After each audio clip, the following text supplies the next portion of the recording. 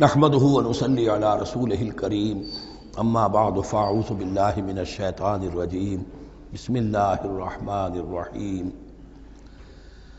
ايها الذين آمنوا انفقوا مما رزقناكم من قبل ان يأتي يوم لا بيع فيه ولا خلة ولا شفاعة والكافرون هم الظالمون اللہ لا الہ الا هو الحی القیوم لا تأخذه سنة ولا نوم له ما في السماوات وما في الأرض من ذا الذي يشفع عنده إلا بإذنه يعلم ما بين أيديهم وما خلفهم ولا يحيطون بشيء من علمه إلا بما شاء وسع كرسيه السماوات والأرض ولا يؤوده حفظهما وهو العلي العظيم صدق الله العظيم رب اشرح لي صدري ويسر لي امري واحلل عقدة من لساني يفقهوا قولي۔ تقریباً 2 رکوعوں پر مشتمل معاملہ طالوت و جالوت کا وہ ہم پڑھ چکے ہیں، اور یہ گویا کہ اب غزوہ بدر کے لیے ذہنی اور نفسیاتی تیاری ہو رہی ہے، اور غزوات کے لیے جیسا کہ میں نے عرض کیا جہاں سرفروشی کی ضرورت ہے وہاں انفاق مال کی بھی ضرورت ہے، تو اب یہاں بڑے زوردار انداز میں پھر انفاق کی طرف توجہ دلائی جا رہی ہے۔ وہی 4 ڈوریاں ذہن میں رکھیے، انفاق اللہ کی راہ میں یعنی جہاد بالمال، قتال جہاد بالنفس کی آخری شکل، اور شریعت میں عبادات اور معاملات، یہ 4 ڈوریاں گتھی ہوئی ہیں ان 22 رکوعوں کے اندر، جن پر دوسرا نصف جو ہے سورہ بقرہ کا مشتمل ہے۔ یا ایھا الذین آمنوا انفقوا مما رزقناکم من قبل ان یأتی یوم لا بیع فیہ ولا خلة ولا شفاعة، اہل ایمان خرچ کر دو ان چیزوں میں سے کہ جو اللہ نے تمہیں دی ہیں، اس سے پہلے کہ وہ دن آ دھمکے جس دن نہ کوئی خرید و فروخت ہوگی، نہ کوئی دوستی کام آئے گی، نہ کوئی شفاعت مفید ہوگی۔ والکافرون هم الظالمون، اور کافر ہی تو ظالم ہیں۔ اب یہاں کافر سے مراد کون ہے؟ کافر اصطلاحی نہیں، کافر معنوی، جو اللہ کے اس حکم انفاق کی تعمیل نہیں کرتا، دیکھتا ہے کہ دین مغلوب ہے، اس کو غالب کرنے کی جد و جہد ہو رہی ہے، اس کی کچھ تقاضے ہیں، مالی ضرورتیں ہیں اس کی، اور اللہ نے اسے قدرت دی ہے، اس میں خرچ کر سکتا ہے اور نہیں کرتا، وہ ہے اصل کافر۔ اس کے بعد وہ آیت آ رہی ہے جو قرآن حکیم کی عظیم ترین آیت ہے، حضور فرمان نبوی صلی اللہ علیہ وسلم، آیت الکرسی۔ اس کا تو نام بھی چونکہ معروف ہے، میں نے جو آپ کو بڑے بڑے حکمت کے موتی اور بڑے بڑے پھول آپ کو گنوائے ہیں، آیت الآیات، آیت البر، آیت الاختلاف، اور اب یہ ہے آیت الکرسی، توحید کے عظیم ترین خزانوں میں سے ہے۔ ہی سیدۃ آیات القرآن، حضور نے فرمایا یہ تمام آیات قرآنی کی سردار ہے۔ جس طریقے سے آیہ بر اور سورۃ العصر میں ایک نسبت ہے کہ ہدایت اور نجات کی شرائط ساری کی ساری ایک چھوٹی سی صورت میں اللہ نے جمع کر دی، والعصر ان الانسان لفی خسر الا الذین آمنوا وعملوا الصالحات وتواصوا بالحق وتواصوا بالصبر، لیکن اس کی تفصیل ایک آیت میں آئی، وہ آیت البر ہے۔ چنانچہ جو منتخب نصاب ہم نے مرتب کیا ہے دعوت قرآن کے لیے، میں پہلا درس سورۃ العصر کا ہے اور دوسرا درس آیت البر کا ہے۔ جو نسبت سورۃ العصر میں ہے کہ وہ سورت ہے، یہ آیت ہے، لیکن اس آیت میں کئی صورتیں نکل سکتی ہیں حجم کے اعتبار سے سورۃ العصر کے برابر۔ یہی نسبت ہے سورہ اخلاص میں، 4 آیتیں، توحید کا عظیم ترین خزانہ، اور یہ آیت الکرسی، یہ آیت ہے سورہ اخلاص، اس میں 4 بن جائیں گی حجم کے اعتبار سے، لیکن اسے حضور نے ثلث قرآن قرار دیا ہے۔ توحید کے موضوع پر جامع ترین سورۃ الاخلاص، لیکن توحید اور خاص طور پر توحید فی الصفات کے موضوع پر عظیم ترین آیت یہ آیت الکرسی ہے۔ اللہ لا الہ الا ہو، اللہ وہ معبود برحق ہے جس کے سوا کوئی الہ نہیں، بڑا کیٹیگوریکل۔ الحی القیوم، وہ زندہ ہے از خود اور باخود، اس کی زندگی مستعار نہیں ہے۔ وہ جو کہا ہے کہ مانگ کے لائے تھے 4 دن، 2 آرزو میں کٹ گئے، 2 انتظار میں، عمر دراز مانگ کے لائے تھے۔ اللہ کی زندگی ہے، اس کی از خود زندگی کسی کی دی ہوئی نہیں، اور اس زندگی میں کوئی ضعف نہیں، کوئی کمزوری نہیں، کوئی احتیاج نہیں۔ آگے آ جائے گا، نہ اسے نیند آتی ہے نہ اونگ آتی ہے۔ قیوم، خود اپنی جگہ وہ زندہ جاوید ہستی ہے، اور باقی ہر شے کا وجود اس کے حکم سے قائم ہے۔ کوئی شے قائم نہیں ہے بغیر اس کے اذن کے۔ تو گویا کہ احد اور الصمد، اللہ اپنی جگہ احد، لیکن باقی پوری کائنات کے لیے صمد ہے، جو سورہ اخلاص میں 2 الفاظ آئے ہیں، قل هو اللہ احد اللہ الصمد۔ اللہ حی ہے اور قیوم ہے۔ لا تاخذہ سنۃ ولا نوم، اس پر غالب نہیں ہو سکتی نہ نیند نہ اونگ۔ لہو ما فی السماوات و ما فی الارض، آسمانوں اور زمین میں جو کچھ ہے اسی کا ہے، ملکیت تامہ، ملکیت حقیقی اس کی ہے۔ من ذا الذی یشفع عندہ الا باذنہ، کون ہے وہ جو شفاعت کر سکے اس کے پاس مگر اس کی اجازت سے۔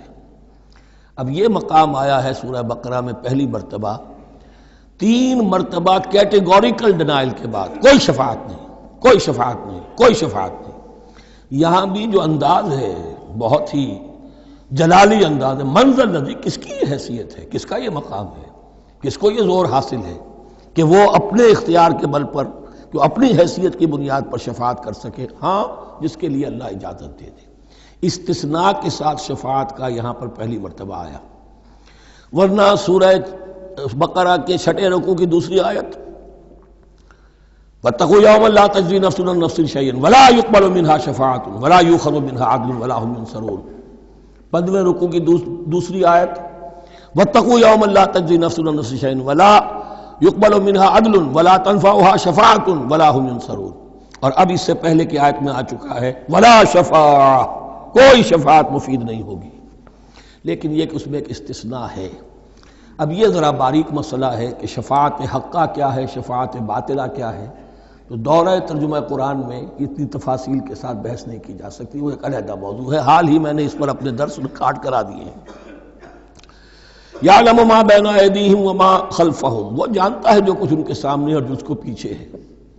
عام طور پر دنیا میں ہم سفارش کرتے ہیں تو کہتے ہیں کہ بھئی میں جانتا ہوں اس شخص کو بہتر، اصل میں جیسا کچھ یہ نظر آتا ہے ویسا نہیں ہے، یا جیسا کچھ فیکٹس آن دی فائل آ گئے ہیں وہ بڑے ہی ڈیسیونگ ہیں، اصل حقائق کچھ اور ہیں اس کیس کے، وہ میں آپ کو بتاتا ہوں۔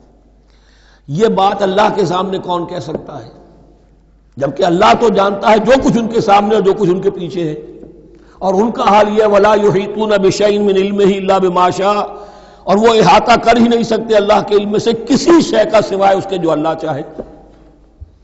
باقی ہر ایک کے پاس علم جو ہے اللہ کا عطائی علم ہے، دیا ہوا علم ہے، محدود علم ہے، بڑے سے بڑا رسول ہو، بڑے سے بڑا ولی ہو، بڑے سے بڑا فرشتہ ہو۔ لا علم لنا الا ما علمتنا، ہم پڑھائیں 4 رکوع میں، تو کون کہہ سکتا ہے؟ من ذا الذی یشفع عندہ الا باذنہ یعلم ما بین ایدیہم وما خلفہم ولا یحیطون بشیء من علمہ الا بما شاء وسع کرسیہ السماوات والارض، اس کی کرسی تمام آسمانوں اور زمین کو محیط ہے۔ اب کرسی کے 2 مفہوم یہاں ہو سکتے ہیں، ایک تو یہ کہ اس سے جو معنی مراد ہے یعنی اس کا اقتدار، اس کی قدرت، اس کا جبر، اس کا اختیار، یہ اتھارٹی پوری کائنات کو۔ ایک یہ بھی ہو سکتا ہے کہ اللہ تعالیٰ کے لیے ہم نہیں جان سکتے، یہ آیات متشابہات میں سے ہے کہ کوئی شے بھی ہو واقعتاً جس کو ہم اسے کرسی کہہ سکیں، عرش، ان سب کے بارے میں یہ دونوں باتیں ذہن میں رکھیے۔ یہ بھی ہو سکتا ہے کہ ان کی کوئی مجسم حقیقت ہو جو ہمارے ذہن سے، ہمارے تخیل سے ماورا ہے، اور یہ بھی ہو سکتا ہے اس سے استعارہ مراد ہو۔ اس کا اقتدار و اختیار آسمانوں اور زمین پر چھایا ہوا ہے۔ ولا یؤودہ حفظہما، اور اسے تکان طاری نہیں ہوتی، اس پر گراں نہیں گزرتا ان دونوں کا تھامنا، ان دونوں کی حفاظت، آسمانوں کی اور زمین کی۔ وہو العلی العظیم، اور وہ العلی ہے، بلند و بالا، اور عظیم ہے، بڑی عظمت والا۔ یہ آیت الکرسی سیدۃ آیات القرآن، تمام آیات قرآنی کی سردار۔ اور توحید الہی کا ایک بہت بڑا خزانہ۔ لا اکراہ فی الدین، دین میں کوئی جبر نہیں ہے، یعنی یہ کہ کسی بھی شخص کو نہ کبھی جبراً مسلمان بنایا جائے گا نہ کبھی بنایا گیا۔ استثناءات ہو سکتے ہیں، کسی کا ذاتی کوئی عمل ہو، فعل ہو، کسی نے کیا ہو۔ اسلام میں کسی فرد کو جبراً مسلمان بنانا حرام ہے، لیکن اس آیت کا یہ مطلب نکال دینا کہ نظام باطل کو بھی ختم کرنا جو ہے اس میں کوئی طاقت استعمال نہیں ہو سکتی، یہ حماقت ہے پرلے درجے کی۔ نظام باطل نظام ظلم ہے، ایکسپلائٹ کر رہا ہے لوگوں کو، اللہ اور بندوں کے درمیان حجاب بن گیا ہے، پردہ بن گیا ہے۔ نظام کو طاقت کے ساتھ ختم کرنا فرض ہے مسلمان کا۔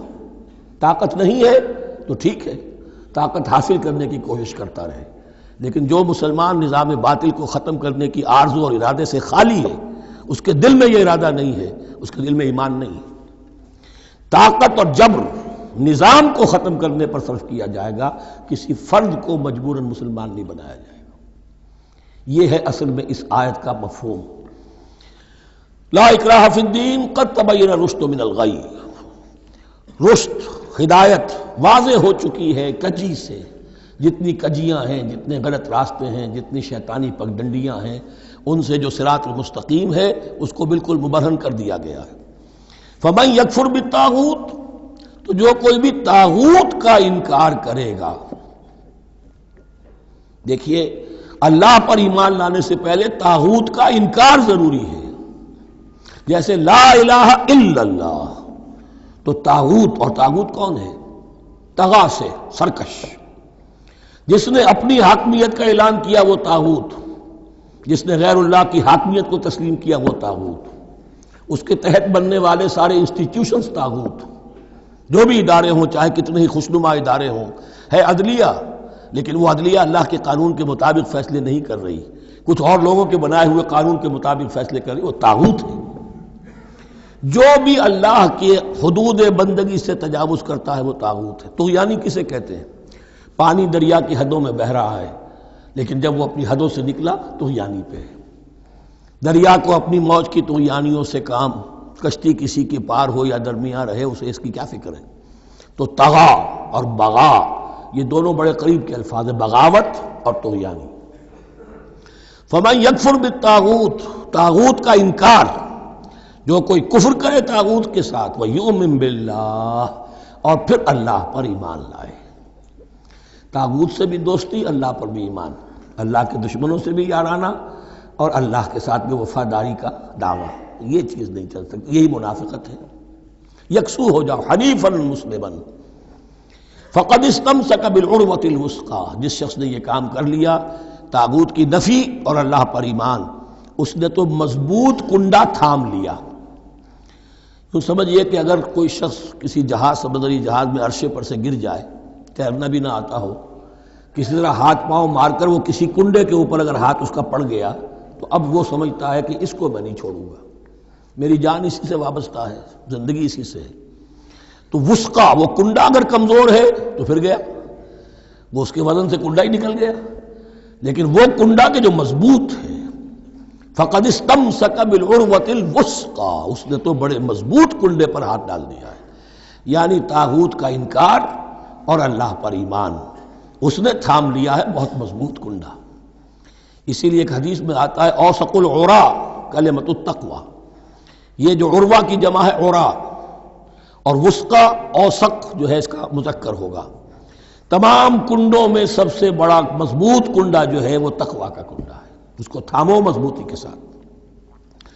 لا اکراہ فی الدین قد تبین الرشد من الغی فمن یکفر بالطاغوت ویؤمن باللہ فقد استمسک بالعروۃ الوثقی لا انفصام لها، وہ کبھی علیحدہ ہونے والا، ٹوٹنے والا نہیں ہے، یہ کنڈا بہت مضبوط ہے۔ واللہ سمیع علیم، اللہ سب کچھ سننے والا، جاننے والا ہے۔ اللہ ولی الذین آمنوا یخرجہم من الظلمات الی النور، ایمان در حقیقت ایک دوستی کا رشتہ قائم کرتا ہے اللہ اور بندے کے درمیان۔ اللہ ولی ہے اہل ایمان کا، یہ ولایت باہمی ہے، دو طرفہ ولایت ہے۔ بندہ اللہ کا ولی بن جائے، ولی اللہ، الا ان اولیاء اللہ لا خوف علیہم ولا هم یحزنون، اللہ بندے کا ولی ہے، دوستی دو طرفہ ہے۔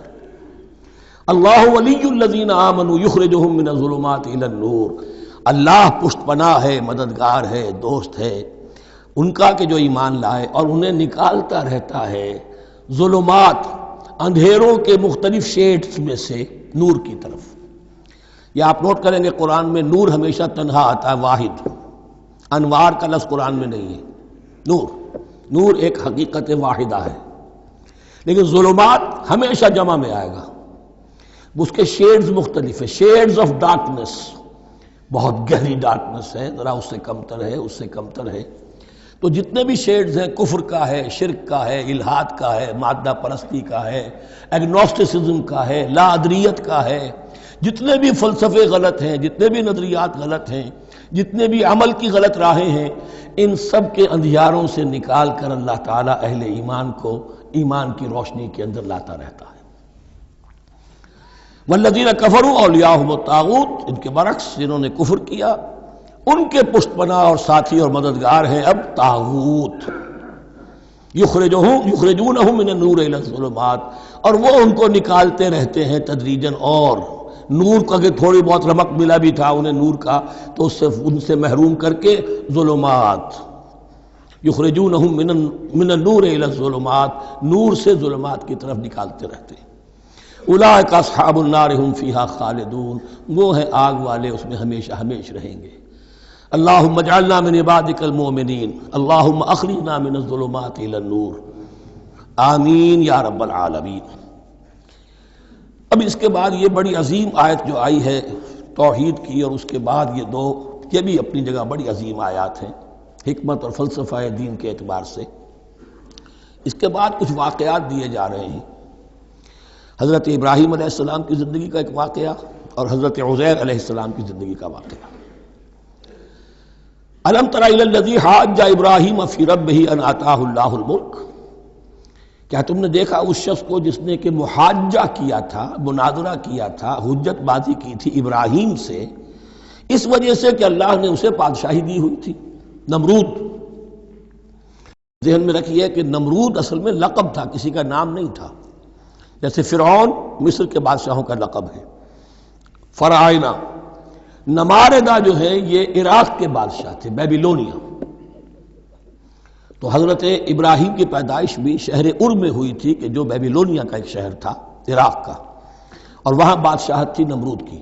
جیسے فرعون نے مصر میں دعویٰ کیا تھا اپنی بادشاہی کا اور اپنی خدائی کا، اور یہ ہے سیاسی بادشاہی، یہ نہیں کہ ہم نے دنیا پیدا کی ہے، مطلب یہ کہ اختیار مطلق ہمارے ہاتھ میں ہے، ہم جس چیز کو چاہیں غلط قرار دے دیں، جس چیز کو چاہے صحیح قرار دے دیں۔ یہی ہے اصل میں خدائی اختیار ہاتھ میں لے لیا۔ اللہ کا حق ہے تحلیل و تحریم، کسی شے کو حلال کرنا، کسی کو حرام قرار دینا، اختیار واحد اللہ کے ہاتھ میں ہے۔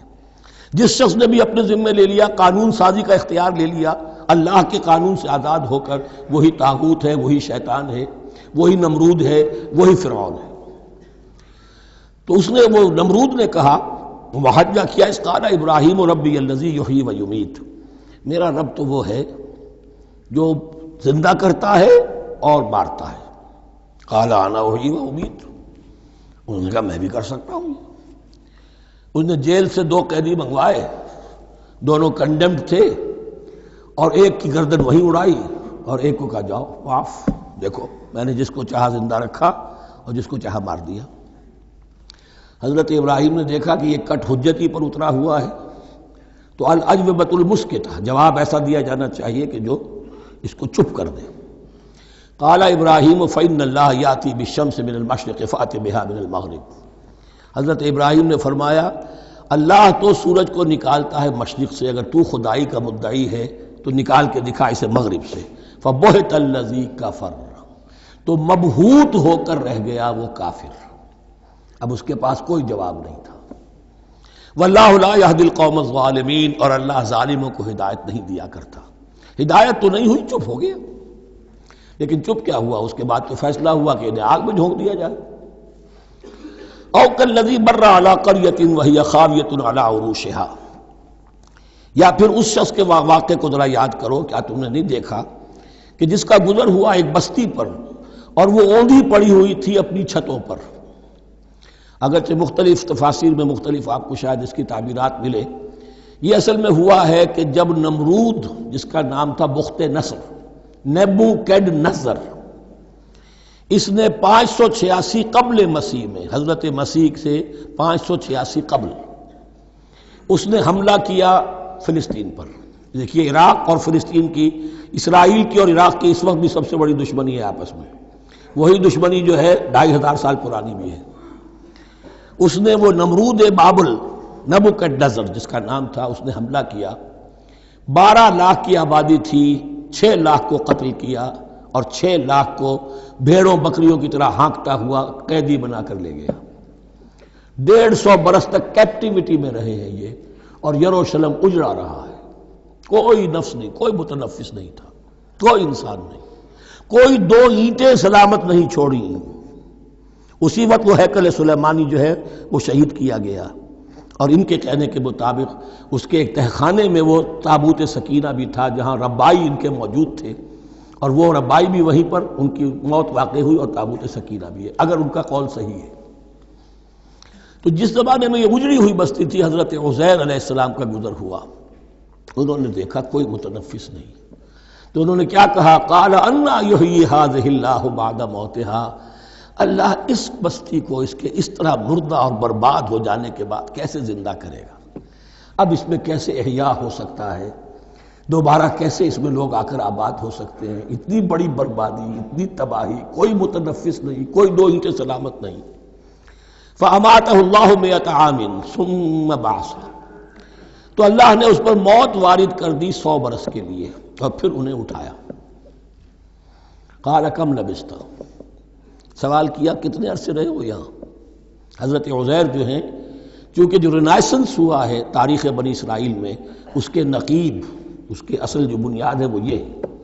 انہوں نے پھر اصلاح کی، جو زوال ان میں آیا تھا اخلاقی اور دینی، پھر یہ اٹھے کمر کس کر جب اللہ تعالیٰ نے یہ مشاہدات کرا دیے، اور پھر جا کر وہاں تبلیغ کی اور دعوت کی دی، اور وہی ان یہودیوں کے اندر جو کیپٹیوٹی میں تھے انہیں پھر اصل دین کی تعلیم دی، روح دین کو زندہ کیا. تو گویا کہ وہاں سے پھر ان کا احیاء ہوا ہے. کب لبثت، کتنے عرصے رہے ہوگے تم؟ قال لبثت یوما و بعض یوم، اب اس کو ایسے محسوس ہوا جیسے سویا تھا تھوڑی دیر کے لیے، میں 1 دن رہا ہوں یا دن کا کچھ حصہ. قال بل لبثت 100 عام، نہیں، اللہ نے فرمایا نہیں، تم 100 سال رہے ہو. فانظر الی طعامک و شرابک لم یتسنہ، تو ذرا اپنے کھانے اور جو مشروب تمہارے ساتھ تھا سفر میں، ذرا اس کو دیکھو، ان کے اندر کوئی بساند پیدا نہیں ہوئی، سڑے نہیں ہیں، ان کے اندر کوئی خرابی پیدا نہیں ہوئی. وانظر الی حمارک، آپ دوسری طرف اپنے گدھے کو دیکھو جو تمہاری سواری کا گدھا تھا. وَلَنَجْعَلَكَ آیَةً لِلنَّاسِ، وہ بالکل ختم ہو چکا تھا، اس کی ہڈیاں ہی رہ گئی تھی، گوشت گل چکا تھا، کچھ نہیں تھا. 100 برس.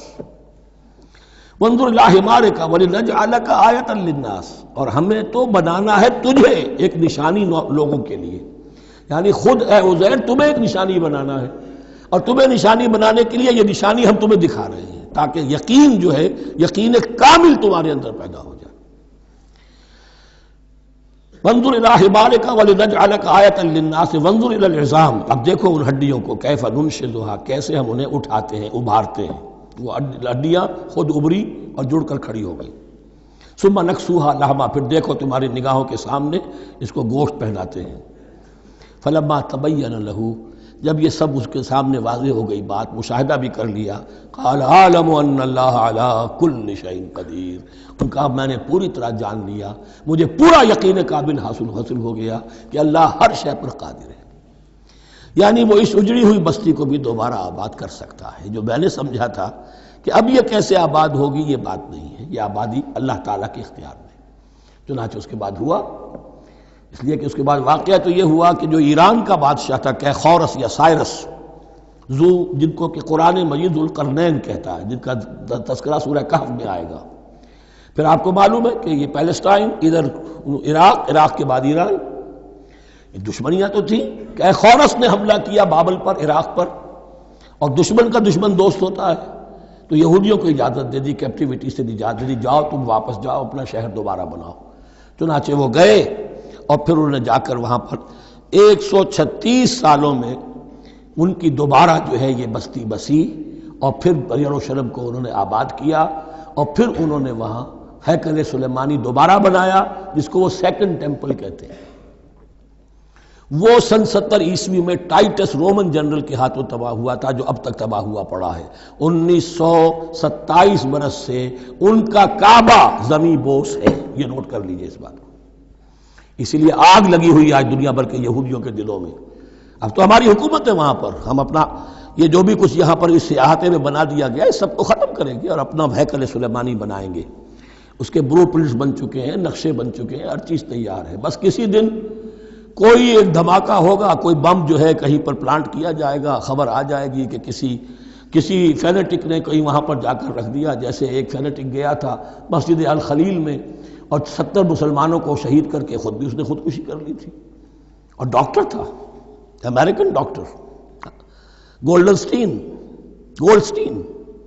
اسی طریقے کا کوئی فینیٹک جائے گا اور وہ اس کو گرا دے گا، پھر کہیں گے جب یہ گر ہی گیا ہے، جیسے مسجد ایودھیا کا معاملہ ہے، اب گر گئی ہے تو بھائی ہمیں رام مندر بنانے دو، کاہے کو تم اب یہ مسجد کاہے کو بناتے ہو؟ وہ ہوگا، اور یہ میں سمجھتا ہوں کہ چند ہفتوں کی، یہ چند مہینوں کی بات ہے، یہ ہونے والا ہے فوراً۔ بہرحال یہ تو ہو گیا حضرت عزیر کا قصہ۔ اب اسی طرح کا ایک معاملہ حضرت ابراہیم کا مشاہدہ ہے۔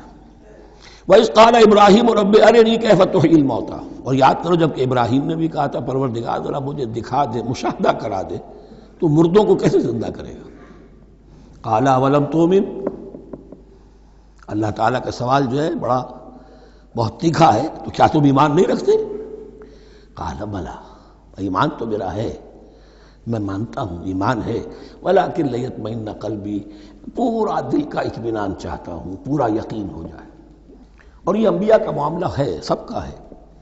انبیاء کو چونکہ ایمان اور یقین کا ایک ایسی فرنس بنانا ہوتا ہے کہ جن سے ایمان و یقین دوسروں میں سرایت کرے، تو ان کے ایمان و یقین کے لیے انہیں مشاہدات ایسے کرا دیے جاتے ہیں کہ پھر ان کے لیے وہ ایمان صرف ایمان بالغیب نہیں رہتا، بلکہ وہ ایمان بالشہود بھی ہو جاتا ہے۔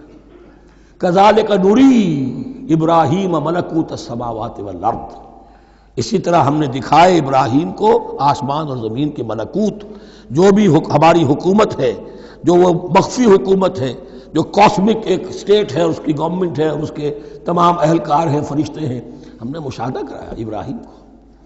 حضور کو اسی لیے شب معراج میں لے جایا گیا کہ ہر شے کو اپنی آنکھوں سے دیکھ لیں، تو وہ یقین کامل پھر ہو جاتا ہے کہ جس میں کسی درجے میں بھی پھر تو یہ ہے کہ وہ خود ایک بھٹی بن جاتے ہیں ایمان اور یقین کی۔ قال بلا ولکن لیطمئن قلبی قال فخذ اربعۃ من الطیر فصرهن الیک، تو فرمایا اچھا ٹھیک ہے 4 پرندے لے لو، انہیں اپنے ساتھ ملا لو، ہلا لو کہ وہ تمہارے ساتھ تمہاری آواز سن کر آ جایا کریں۔ ثم اجعل علی کل جبل منہن جزءا، پھر ان کے ٹکڑے کرو اور ہر پہاڑ پر ایک ایک ٹکڑا رکھ دو۔ اور جو تفسیر میں آتی ہے یہ کہ ان میں سب کا سر علیحدہ کیے، ٹانگیں علیحدہ کی، پر علیحدہ کیے، دھڑ علیحدہ کیے، ایک پہاڑ پر چاروں سر رکھ دیے، ایک پہاڑ پر چاروں کے دھڑ رکھ دیے، ایک پہاڑ پر چاروں کے، اس طریقے سے مختلف اجزاء میں تقسیم کر دیا۔ قال فخذ اربعۃ من الطیر فصرهن الیک ثم اجعل علی کل جبل منہن جزءا، پھر ہر پہاڑ پر ان میں سے ایک ایک حصہ رکھ دو۔ ثم ادعوہن، پھر ان کو ذرا پکارو، وہی سیٹی بجاؤ جو تم بجاتے تھے ان کو بلانے کے لیے۔ یاتین ثم ادعوہن یاتینک سعیا، وہ دوڑتے ہوئے آ جائیں گے۔ وَاعْلَمْ أَنَّ اللَّهَ عَزِیزٌ حَکِیمٌ، اور جان لو اس بات کو یقین کے ساتھ کہ اللہ تعالیٰ زبردست ہے، کمال حکمت والا۔ اب 2 رکوع آ رہے ہیں انفاق فی سبیل اللہ پر، اور یہ قرآن مجید کا ذروہ سلام ہے انفاق کے موضوع پر۔ لیکن ان کو پڑھنے سے پہلے نوٹ کر لیجئے کہ اللہ کی رضا جوئی کے لیے اپنا مال خرچ کرنا جو ہے، اس کے لیے دین میں کئی اصطلاحات ہیں۔ کھانا کھلانا، یطعمون الطعام علی حبہ مسکینا ویتیما واسیرا، آت المال علی حبہ ذوی القربى والیتامى، ایتاء مال، اعطاء، پھر اس سے آگے آتا ہے صدقہ، زکوٰۃ، انفاق، قرض حسنہ۔ یہ 5-6 ٹرمز ہیں، لیکن ان ٹرمز کے اندر ایک تقسیم ذہن میں رکھیے کہ 2 مدیں ہیں بڑی بڑی اللہ تعالیٰ کی رضا جوئی کے لیے مال خرچ کرنے کی۔ ایک مد ہے غربا، یتامى، مساکین، محتاج، بیوائیں، ان کے لیے، یعنی ابنائے نو میں سے، یہ آپ کے معاشرے کے اجزاء ہیں، آپ کے بھائی بند ہیں، آپ کے رشتہ دار ہیں، آپ کے اعزاء و اقرباء ہیں، ان کے لیے خرچ کرنا تو یہ بھی اللہ کو بہت پسند ہے، اس کا اجر ملے گا، یہ بھی گویا کہ اللہ تعالیٰ ہی کے لیے آپ نے خرچ کیا۔ ایک عین اللہ کے دین کے لیے خرچ کرنا، انفاق کا لفظ اس کے لیے ہے، اور قرض حسنہ اس کے لیے، انفاق کے مال، انفاق فی سبیل اللہ، اللہ کی راہ میں خرچ کرنا، اللہ کے دین کی دعوت کو عام کرنا، اللہ کی کتاب کے پیغام کو عام کرنا، اللہ کے دین کی دعوت کو اس طرح ابھارنا کہ باطل کے ساتھ زور آزمائی کرنے والی ایک طاقت پیدا ہو جائے، ایک جماعت وجود میں آئے، ان کے لیے اساد و سامان فراہم کیا کرنا تاکہ دین کے غلبے کی ہر مرحلے کے جو تقاضے اور ضرورتیں ہیں وہ پوری ہو سکیں۔ تو جو اس کام میں صرف ہوگا وہ ہے انفاق فی سبیل اللہ یا اللہ کے ذمے قرض حسنہ۔ تو یہاں اصل میں اس کی بات ہو رہی ہے انفاق کی۔ مثل الذین ینفقون اموالہم فی سبیل اللہ ہے، مثال ان کی جو اپنے مال خرچ کرتے ہیں اللہ کی راہ میں۔ عام طور پر یہ فی سبیل اللہ جو ہے وہ سبیل پانی کی بنا دی، وہ بھی سبیل ہے، ٹھیک ہے وہ بھی سبیل تو ہے، نیکی کا وہ بھی راستہ ہے، سبیل اللہ ہے، لیکن یہ کہ فی سبیل اللہ خرچ جو ہے اس کا بالکل مفہوم اور ہے، وہ صدقہ ہے، خیرات ہے، زکوٰۃ بھی اصلاً جو ہے وہ غریبوں کا حق ہے، لیکن اس میں بھی ایک مد سبیل اللہ کی رکھی ہوئی ہے۔ اگر تو آپ کے قریب اعزاء و اقارب ہیں، غربا ہیں، تو ان کا حق فائق ہے، پہلے ان کو دیجیے، ورنہ پھر یہ ہے کہ اس میں سے جو بھی ہے وہ دین کے کام کے لیے۔ جب دین یتیمی کی حالت کو آ گیا ہو تو سب سے بڑا یتیم تو دین ہے، آج کے وقت سب سے بڑا یتیم دین ہے۔ بہرحال فی سبیل اللہ انفاق، مثل الذین ینفقون اموالہم فی سبیل اللہ کمثل حبۃ انبتت سبع سنابل فی کل سنبلۃ مئۃ حبہ، مثال ان کی جو اللہ کی راہ میں خرچ کرتے ہیں اللہ کے دین کے لیے، ایسے ہے جیسے ایک دانہ کہ اس سے 7 سنبلیں پیدا ہوئیں، 7 خوشیں، 7 بالیاں، یہ 7 سٹے۔ باجرے کا سٹہ ہوگا کتنے دانے ہوتے ہیں اس میں، مکئی کا سٹہ ہے اس میں کتنے دانے ہیں، فی کل سنبلۃ مئۃ حبہ، اس میں 100 دانے موجود ہیں ہر ایک میں، تو ایک دانے سے 700 دانے وجود میں آ گئے۔ اسی طریقے سے اللہ تعالیٰ جو بھی اس کے دین کے لیے مال خرچ کرے گا اس کے مال میں اضافہ کرے گا، اللہ تعالیٰ ان کو جزا دے گا اور اس کو بڑھاتا رہے گا اپنے ہم۔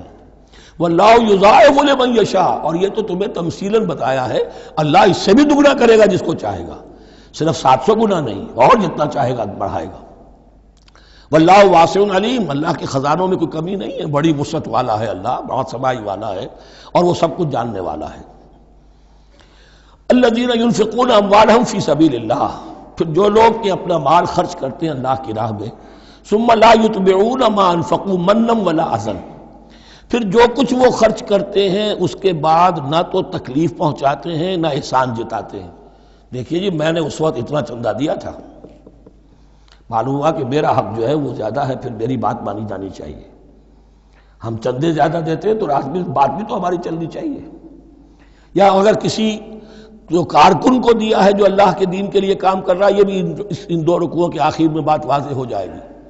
کوئی شخص ہے اللہ کے دین کے کام میں لگا ہوا، آپ اس کو ساتھ تعاون کر رہے ہیں تاکہ وہ اپنی معاش کے اوپر اپنا وقت نہ لگائے، اپنا پورا وقت جو ہے وہ دین کی خدمت میں لگائے، لیکن اب اگر کہیں آپ نے اس کو جتا بھی دیا، اس پر احسان بھی رکھ دیا، کوئی تکلیف دے کلمہ کہہ دیا، تو جو آپ کا اجر و ثواب تھا وہ 0 ہو جائے گا۔ الذین ینفقون اموالہم فی سبیل اللہ ثم لا یتبعون ما انفقوا منا ولا اذى، جو انفاق کرتے ہیں اس کے بعد اس کے پیچھے نہ تو جتلاتے ہیں نہ کوئی اور تکلیف پہنچاتے ہیں۔ لہم اجرہم عند ربہم ولا خوف علیہم ولا هم یحزنون، ان کا اجر ان کے رب کے پاس محفوظ ہے اور ان کے لیے مغفرت ہے۔ ولا خوف علیہم ولا هم یحزنون، ان کے اوپر نہ کوئی خوف ہوگا اور نہ کوئی ان کو حزن سے دوچار ہوں گے۔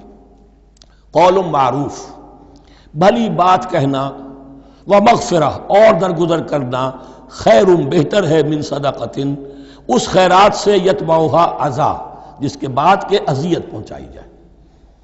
کوئی آپ سے فرض کیجئے کوئی ضرورت کے لیے آئی گیا ہے، کسی نے ہاتھ پھیلا دیا ہے، تو آپ اگر آپ نہیں کر سکتے مدد، قول معروف، نرمی کے ساتھ جواب دے دیجئے، معذرت کر لیجئے، یا یہ ہے کہ اگر کسی سائل نے آپ کے ساتھ درستی کی ہے تو پھر بھی یہ ڈانٹیے نہیں، وَأَمَّا السَّائِلَ فَلَا تَنْهَرْ، پھر بھی یہ ہے کہ مغفرت معاف کیجیے۔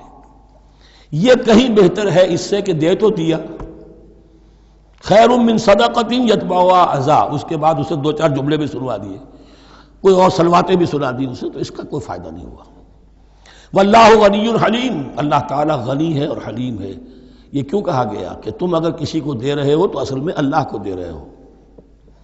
ایک حدیث میں آتا ہے کہ اللہ تعالیٰ اپنے بندے سے شکایت کرے گا، اے میرے بندے تیرے پاس مال تھا، میں نے تجھ سے مال طلب کیا تھا، میں بھوکا تھا، میں نے تجھ سے روٹی مانگی، تو نے مجھے کھلایا نہیں۔ بندہ کہے اللہ تو غنی ہے، تجھے بھوک تجھے احتیاج، کہ وہ جو میرا بندہ تھا جو بھوکا تھا اس نے جو مانگا تھا تجھ سے وہ میں ہی تھا، اصل میرا بندہ تھا۔ الخلق عیال اللہ، تجھ سے انہیں کھانے کو نہیں دیا تجھے، تو گویا کہ مجھے نہیں دیا۔ اے میرے بندے میں ننگا تھا، میں نے تجھ سے میں چاہا کہ میرا سطر ڈھانپ دے، مجھے کوئی لباس دے دے، لیکن یہ کہ تو نے نہیں دیا۔ یہ اسی طریقے سے تو سمجھ لیجئے کہ اللہ تو غنی ہے، جو دے رہے ہو سمجھ لو کہ اللہ کو دے رہے ہو، اور حلیم ہے، وہ حلم والا ہے، فوراً نہیں پکڑتا تمہیں۔ تم جو بھی کرتے ہو جو دل سے اتری ہوئی شے وہ اللہ کے نام پہ دے دو، جو ردی چیز ہے وہ اللہ کے نام پہ دے دو، تو اللہ تعالیٰ کی غیرت جو ہے اسی وقت اگر جوش میں آ جائے اور تمہیں پیس کے سرما کر دے وہ، تو وہ کر سکتا ہے، لیکن نہیں، حلیم ہے، وہ دیکھتا ہے کہ میری توہین کر رہا ہے، مجھے دے رہا ہے اور یہ دے رہا ہے۔ یا ایھا الذین آمنوا لا تبطلوا صدقاتکم بالمن والاذی، اہل ایمان اپنے صدقات کو باطل نہ کر لو، نسیہ منسیہ ہو جاتے ہیں، بالمن والاذی، جتلا کر اور کوئی اذیت بخش بات کہہ کر۔ کالذی ينفق مالہ رئاء الناس، ان لوگوں کی طرح، اس شخص کی طرح جو اپنا مال خرچ کرتا ہے لوگوں کو دکھانے کے لیے، دے تو رہا ہے صدقات، چیریٹی ہاؤس، بڑے بڑے ادارے قائم کر دیے ہیں، یہ کہ سب ریاکاری ہے۔ کوئی سرکار دربار میں رسائی کے لیے فاؤنڈیشنز بنے ہوئے، کچھ اپنے وہ ٹیکس بچانے کے لیے، کچھ اور اپنی ناموری، کیونکہ پھر الیکشن بھی لڑنا ہے۔ یہ سارے کام جو ہوتے ہیں اللہ جانتا ہے کس کی کیا نیت ہے۔ لا تبطلوا صدقاتکم بالمن والاذی کالذی ينفق مالہ رئاء الناس ولا یؤمن باللہ والیوم الآخر، جو ریاکاری کر رہا ہے وہ حقیقت میں ایمان نہیں رکھتا اللہ پر اور یوم آخر پر۔ یہ ریا اور یہ ایمان ایک دوسرے کی ضد ہے، جیسا کہ حدیث بار بار سنا چکا ہوں، من صلی یرائی فقد اشرکا ومن صام یرائی فقد اشرکا ومن تصدق یرائی فقد اشرکا۔ جس نے دکھاوے کے لیے نماز پڑھی اس نے شرک کیا، جس نے دکھاوے کے لیے روزہ رکھا اس نے شرک کیا، جس نے دکھانے کے لیے لوگوں کو صدقہ خیرات دیا اس نے شرک کیا۔ ولا یؤمن باللہ والیوم الآخر فمثلہ کمثل صفوان علیہ تراب فاصابہ وابل فترکہ صلدا، تو اس کی مثال اس چٹان کی سی ہے اس پر کچھ تھوڑا سا غبار، کچھ ریت جم گئی تھی، تو اگر کسی چٹان کے اوپر کچھ تھوڑی سی تہ آ گئی ہو مٹی کی، وہاں آپ نے کوئی بیج ڈال دیے، کوئی فصل بھی ہو گئی۔ فاصابہ وابل، اب آیا زوردار ایک بارش کا چھینٹا پڑا، زوردار بو پڑا، بارش بھی پڑا، فترکہ صلدا، وہ ساری اوپر کی تھوڑی سی تہ تھی، وہ مٹی بھی بہہ گئی اور آپ کی محنت بھی گئی، وہ آپ کا بیج بھی گیا اور آپ کی فصل بھی گئی۔ وہ چٹان جو ہے چٹیل چٹان وہ اندر سے نکل آئی، یعنی سب کچھ گیا۔ ریاکاری میں اس کا مطلب یہ ہے مال بھی دیا اور حاصل کچھ نہ ہوا، بیج بھی گیا، اور اللہ کے ہاں کسی اجر و ثواب کا سوال ہی نہیں۔ لا یقدرون علی شیء مما کسبوا، جو محنت انہوں نے کی تھی، اس تھوڑی سی مٹی جو جم گئی تھی اس میں بھی کچھ ہل چلایا تھا، کچھ بیج ڈالا تھا، اب اس میں کوئی قدرت انہیں حاصل نہیں ہے، سب کچھ گیا۔ واللہ لا یہدی القوم الکافرین، اور اللہ ایسے کافروں کو ہدایت نہیں دیتا، راہ یاب نہیں کرتا۔ ومثل الذین ينفقون اموالهم ابتغاء مرضات اللہ، اس کے برعکس وہ لوگ، وہی سائملٹینیس کنٹراسٹ، جب ایک ریاکاری کے خرچ کے لیے وہ ایک مثال دی گئی، تمثیل اور تشبیہ دی گئی، تو اب جو واقعتاً اللہ تعالیٰ کے اجر و ثواب کے لیے خلوص و اخلاص کے ساتھ خرچ کرتا ہے اس کے لیے بھی مثال۔ وَمَثَلُ الَّذِينَ يُنْفِقُونَ أَمْوَالَهُمْ ابْتِغَاءَ مَرْضَاتِ اللَّهِ، اور مثال ان لوگوں کی جو خرچ کرتے ہیں اپنے مال اللہ کی رضا جوئی کے لیے، خوشی حاصل کرنے کے لیے، وَتَثْبِيتًا مِّنْ أَنفُسِهِمْ، اور اپنے عزم کی پختگی کے ساتھ، اپنے نفس کی پختگی کے ساتھ۔ کمثل جنت، ان کی مثال اس باغ کی ہے بربوۃ جو ذرا بلندی پر ہے، باغ ہے، جیسا کہ میں نے عرض کیا نیچرل باغ کا یہی تصور ہوتا تھا، ذرا اونچائی پر جو ہے پلانٹیشن ہے، ندی بہہ رہی ہے کوئی دامن میں جس سے خود بخود اس کو اریگیشن ہو رہی ہے۔ کمثل جنت بربوۃ، یہیں سے یہ قادیانیوں نے لفظ ربوہ لے کر اور اپنا وہ شہر بنایا ہے پاکستان میں۔ اصابہ وابل، اب اگر اس باغ کے اوپر زوردار منہ آ جائے، بھی آ جائے، خوب بارش برسے، فآتت اکلھا ضعفین، تو اس کا پھل جو ہے دگنا ہو جائے گا۔ فإن لم يصبها وابل فطل، اور اگر زوردار میںہ نہ آئے، بارش نہ برسے، تو تھوڑا بہت چھینٹا بھی پڑے گا تب بھی اس کا تو بہرحال پھل جو ہے وہ برقرار رہے گا۔ واللہ بما تعملون بصیر، اور جو کچھ تم کر رہے ہو اللہ تعالیٰ اس کو دیکھ رہا ہے۔ دروں بینی کرتے رہا کرو کہ تم یہ بال جو خرچ کر رہے ہو واقعتاً خلوص دل کے ساتھ، اخلاص نیت کے ساتھ اللہ ہی کے لیے کر رہے ہو، کہیں اس میں کوئی اور جذبہ، کہیں تمہارا غیر شعوری طور پر کوئی جذبہ شامل نہ ہو جائے، تو انٹراسپیکشن ہو، اپنے غریبانوں میں جھانکتے رہو۔ ایود احدکم ان تکون لہ جنۃ من نخیل واعناب تجری من تحتہا الانہار، کیا تم میں سے کوئی شخص پسند کرے گا کہ اس کا ایک باغ ہو اور کھجور کا درخت ہو اس میں، اور انگور کی بیلیں بھی ہوں، اور اس کے دامن میں ندیاں بہتی ہوں، نیچرل اریگیشن بھی ہے، کھجور کے درخت بھی ہیں، اور بیلوں کی ٹٹیاں لگی ہوئی ہیں انگوروں کی، اور انگوروں کی بیلیں ہیں۔ لہو فیہا من کل الثمرات، اس کے لیے اس باغ میں ہر طرح کا میوہ ہے۔ فاصابہ الکبر، اب اس پر بڑھاپا بھی طاری ہو گیا ہے۔ وَلَهُ ذُرِّيَّةٌ ضُعَفَاء، اور اس کی اولاد ہے ابھی چھوٹی عمر کی، کم سن ہے، کمزور ہے۔ فَأَصَابَهَا إِعْصَارٌ، کہ اچانک اس باغ کے اوپر ایک ایسا بگولا، ایک ایسی آندھی آئی جس میں آگ ہے، فِيهِ نَارٌ، کوئی ایسا آگ بھری آندھی آئی۔ فَأَصَابَهَا إِعْصَارٌ فِيهِ نَارٌ فَاحْتَرَقَتْ، پورا کا پورا باغ جل کر جلس کر رہ گیا۔ کذالک یبین اللہ لکم الآیات لعلکم تتفکرون، اس طرح اللہ تعالیٰ تمہارے لیے اپنی آیات کو واضح کرتا ہے تاکہ تم تفکر کرو۔ یعنی ایک انسان نے ساری عمر سمجھا ہے کہ بڑی میرے نیکی کمائی ہے، میں نے یہ کیا ہے، میں نے فاؤنڈیشن بنایا، میں نے مدرسہ قائم کر دیا، میں نے یتیم خانہ بنا دیا، لیکن یہ کہ اچانک کسی وقت مانو آنکھ کھلے گی، جب آنکھ کھلی گل کی تو موسم تھا خزاں کا، معلوم ہوگا یہ تو کچھ بھی نہیں تھا، یہ تو گویا کہ ایک بگولا آیا سب کو جلا گیا، اس لیے کہ اس میں اخلاص تھا ہی نہیں، اس میں نیت جو ہے اس میں کھوٹ تھا، اس میں ریاکاری تھی، اس میں لوگوں کو دکھانا مقصود تھا۔ پھر حال وہی ہوگا جس طرح کہ وہ بوڑھا اب کفِ افسوس مل رہا، اب کیا کرے، بوڑھا ہو چکا ہے، دوبارہ تو باغ لگا نہیں سکتا، لہذا جب وہ موت آ جائے گی تو گویا کہ اب اس کے لیے موقع نہیں ہے کہ دوبارہ کوئی کام اور کر سکے۔ یا ایھا الذین آمنوا انفقوا من طیبات ما کسبتم ومما اخرجنا لکم من الارض، اے ایمان والو خرچ کرو، اللہ کے لیے دینا ہے، اللہ کے دین کے لیے دینا ہے، اللہ کے نام پر دینا ہے۔ من طیبات ما کسبتم، جو چیز تم نے کمائی ہے اس کی اچھی چیز، پاکیزہ چیز، بہتر چیز۔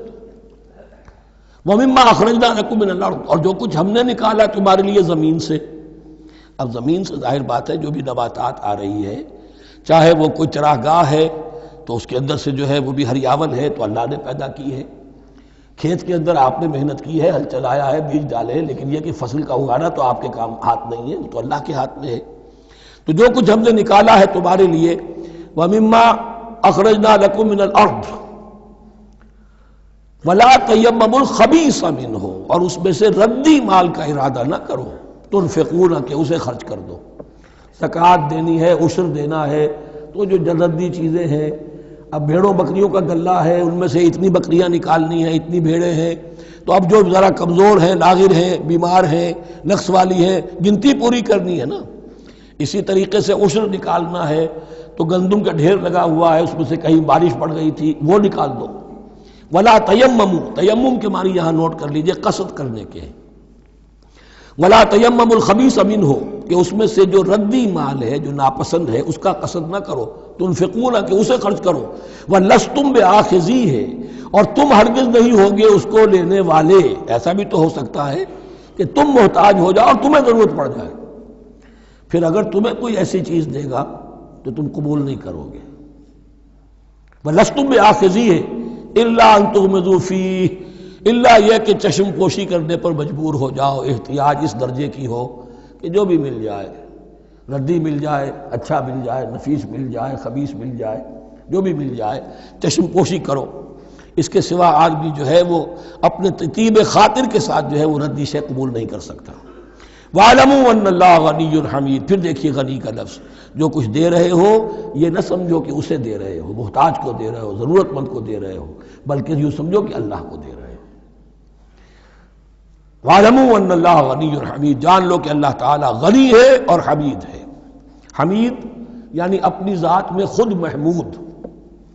ایک کسی شے کی اچھائی یا حسن یا کمال ایسا ہوتا ہے جسے ظاہر کیا جائے، دیکھو بھائی اس میں یہ خوبصورتی ہے، اور ایک وہ خوبصورتی ہوتی ہے جو از خود ظاہر ہے۔ حاجت مشاطہ نیست صورت دل آرام را۔ تو اللہ تعالیٰ اتنا ستودہ صفات ہے، اتنا محمود ہے اپنی ذات میں کہ وہ خود بخود محمود ہے، اسے کسی حمد کی حاجت نہیں ہے، از خود محمود ہے۔ الشیطان یعدکم الفقر ویامرکم بالفحشاء، دیکھو شیطان تمہیں ڈراتا ہے اور تمہیں اندیشہ دلاتا ہے فقر کا، مت خرچ کرو، رکھو، کیا پتہ کیا کل کون سا وقت تم پر آ جائے۔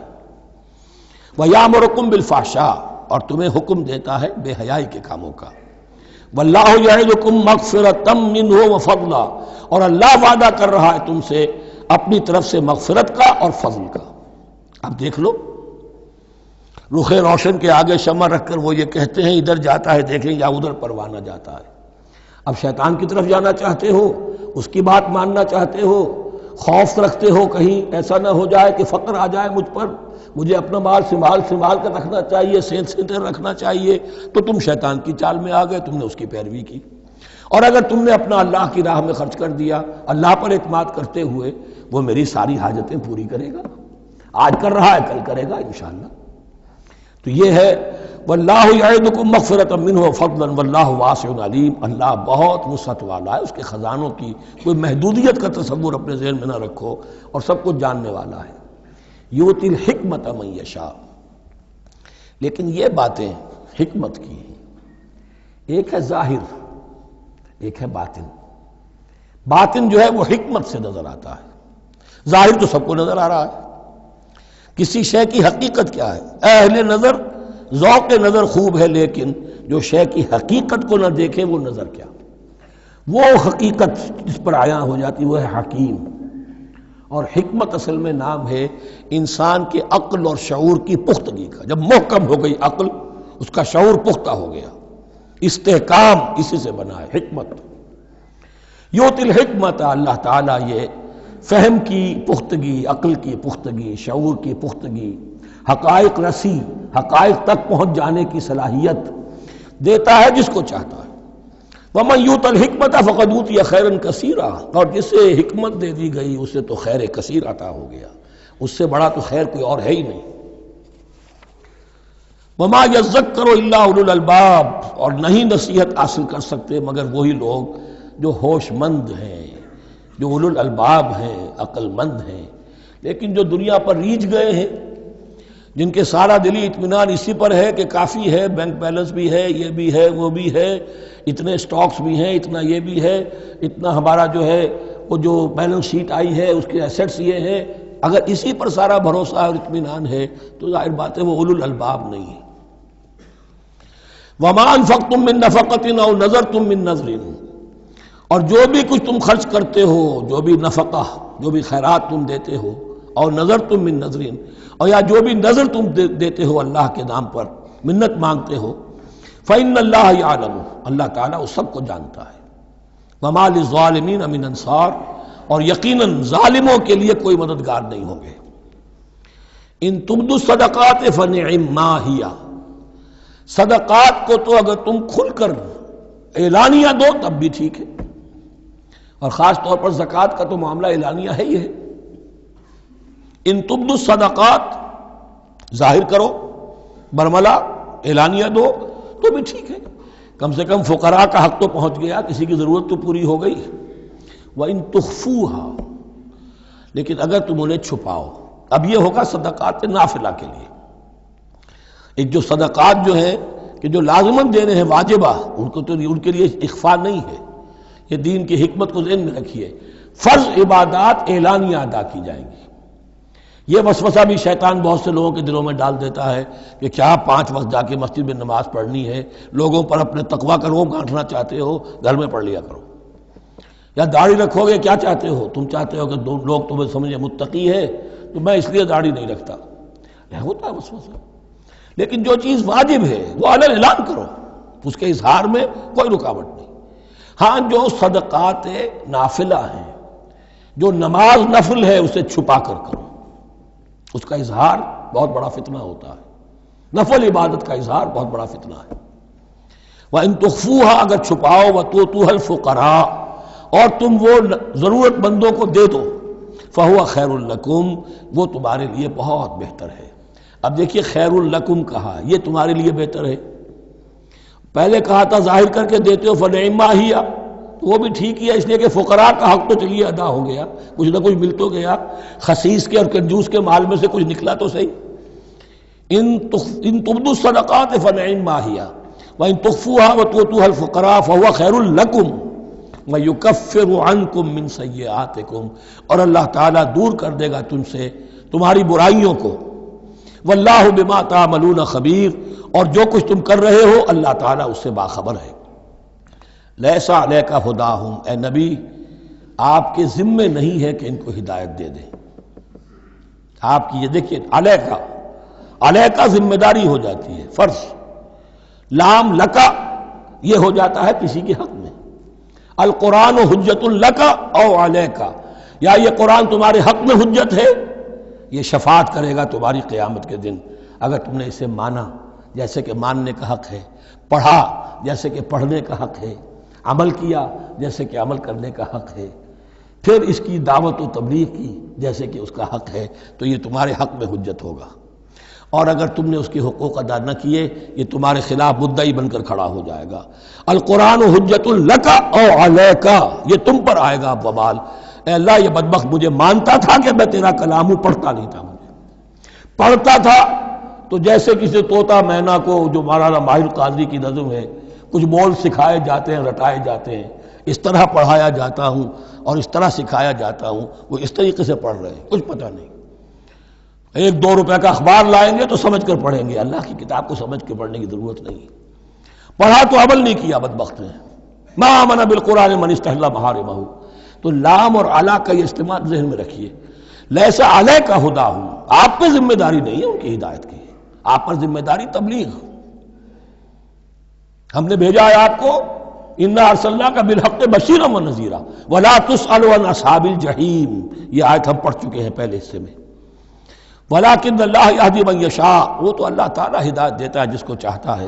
وما تنفقوا من خیر فلانفسکم، اور جو بھی خیر، جو بھی بھلائی، جو بھی مال تم خرچ کرو گے وہ تمہارے اپنے لیے بہتر ہے، تمہیں اجر و ثواب ملے گا، تمہیں کو مل جائے گا 700 گنا 1400 گنا۔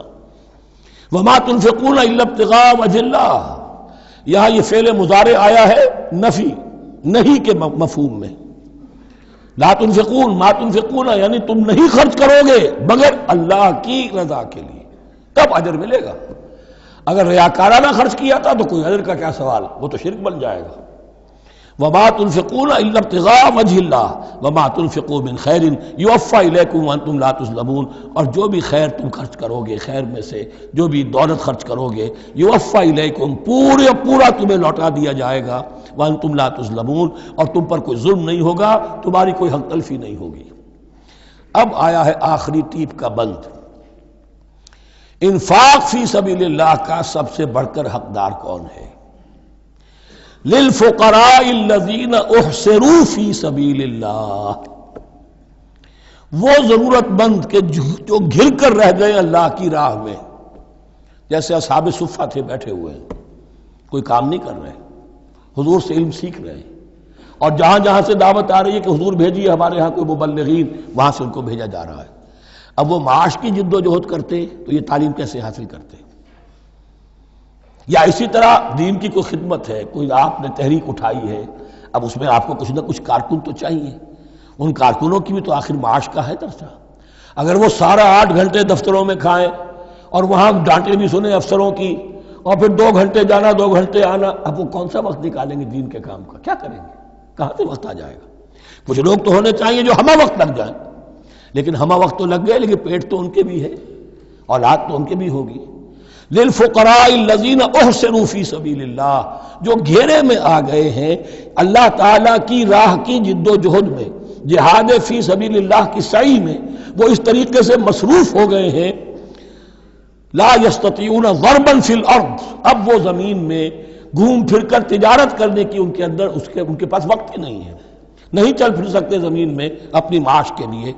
یحسبهم الجاہل اغنیاء من التعفف، اب یہ اس طرح کے فقیر تو ہیں نہیں جو لپٹ کر مانگتے ہوں، انہیں عام طور پر جو ناواقف شخص ہے وہ سمجھتا غنی ہے، اس سے کوئی ضرورت ہی نہیں، اس نے کبھی مانگا ہی نہیں، لیکن اس نے مانگا اس لیے نہیں ہے کہ وہ اس طرح کا سائل نہیں ہے، اس طرح کا وہ سوالی نہیں ہے، وہ فقیر نہیں ہے، وہ تو اللہ کے دین کے لیے اپنے آپ کو اس نے لگا دیا ہے۔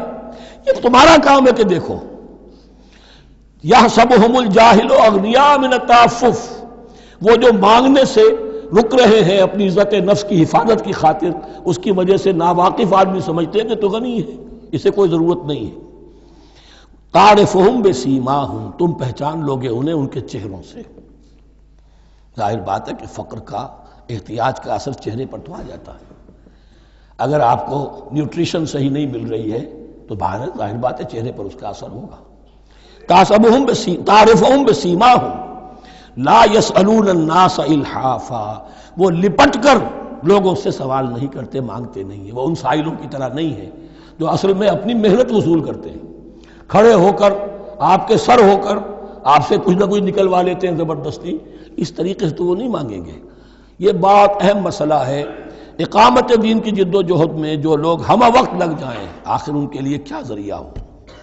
میں یہاں تفصیل میں نہیں جا سکتا، وقت بھی اس چنگ کا ختم ہو رہا ہے، لیکن یہ سمجھ لیجئے کہ یہ 2 رکوع جو ہیں، انفاق کا پورا مضمون، اس کا کلائمیکس جو ہے وہ یہ آیت ہے، للفقراء الذین احصروا فی سبیل اللہ لا یستطیعون ضربا فی الارض یحسبهم الجاہل اغنیاء من التعفف تعرفهم بسیماہم لا یسألون الناس الحافا وما تنفقوا من خیر فإن اللہ بہ علیم۔